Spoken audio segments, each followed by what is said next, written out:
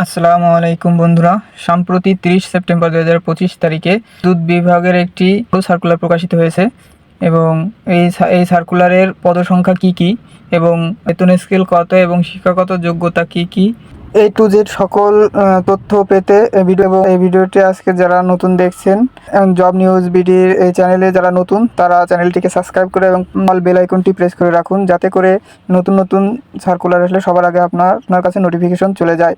আর যারা এই চ্যানেলটিকে সাবস্ক্রাইব করেছেন তাদেরকে অসংখ্য অসংখ্য ধন্যবাদ জব নিউজ বিডির সাথে থাকার জন্য। তো চলুন বন্ধুরা, দেরি না করে ভিডিওটি শুরু করা যাক। এখন আমি পর্যায়ক্রমে আলোচনা করছি A to Z। দেখেন, প্রথম যে 1 নম্বর পদ আছে কম্পিউটার অপারেটর, গ্রেড 13, বেতন স্কেল 11,000 থেকে 26,590 টাকা। এখানে পদসংখ্যা একটি।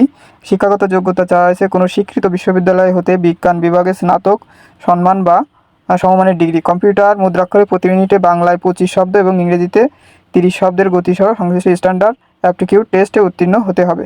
হ্যাঁ, তবে বলে রাখি যে এই সার্কুলারে বাংলাদেশের সকল জেলা থেকে ছেলেমেয়ে উভয় প্রার্থী আবেদন করতে পারবেন।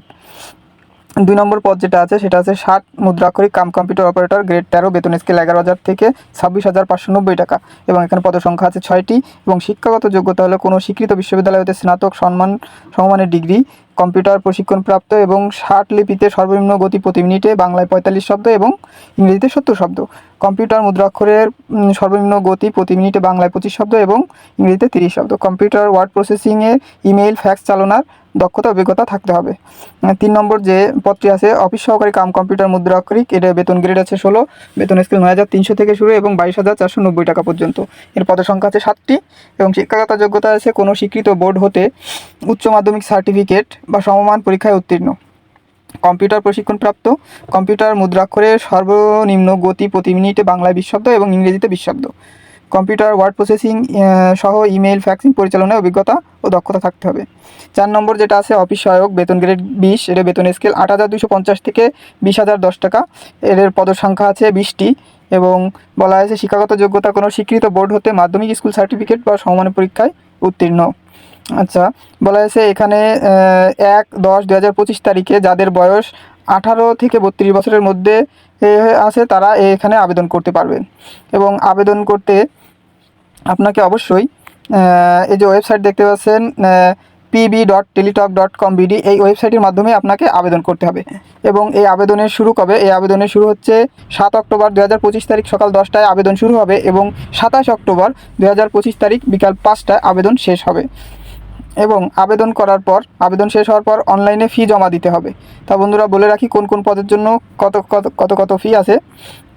তার জন্য এখানে দেখেন 1 থেকে 3 নং ক্রমিক পদের জন্য 100 টাকা এবং টেলিটক সার্ভিস চার্জ সহ 12 টাকা সহ 112 টাকা, অর্থাৎ 1 থেকে 3 নং ক্রমিক। 1 থেকে 3 নং এখানে আছে 1 নম্বর আছে কম্পিউটার অপারেটর, 2 নম্বর আছে 60 মুদ্রাক্ষরিক কম্পিউটার অপারেটর এবং 3 নম্বর অফিস সহকারী কম্পিউটার মুদ্রাক্ষরিক। এই 3টি পদের জন্য আপনাকে আছে 112 টাকা ফি জমা দিতে হবে এবং 4 নম্বর যে পদটি আছে তার জন্য ফি জমা দিতে হবে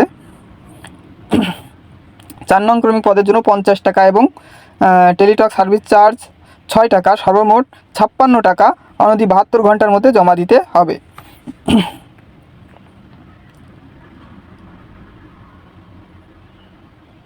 জমাদানের প্রসেস হচ্ছে এখানে উল্লেখ করা আছে, দেখেন টেলিটক যে কোনো টেলিটক সিমের মাধ্যমে টাকাটা পেড করতে হবে।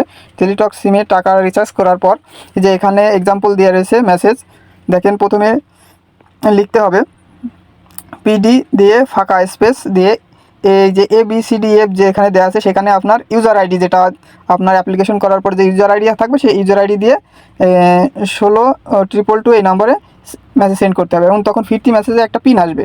ওই পিনটা আপনি এভাবে লিখবেন PD space ES space pin number, যে 8 সংখ্যার পিন নাম্বারটা আসবে, পিন নাম্বার দিয়ে এই 162222 এই নম্বরে সেন্ড করলেই আপনার একটা কংগ্রাচুলেশনস মেসেজ আসবে এবং আপনার আবেদন ফি জমা দেওয়া হয়ে যাবে এবং আপনার আবেদনটি সফলভাবে কমপ্লিট হয়ে যাবে। এভাবে আবেদন করতে হবে।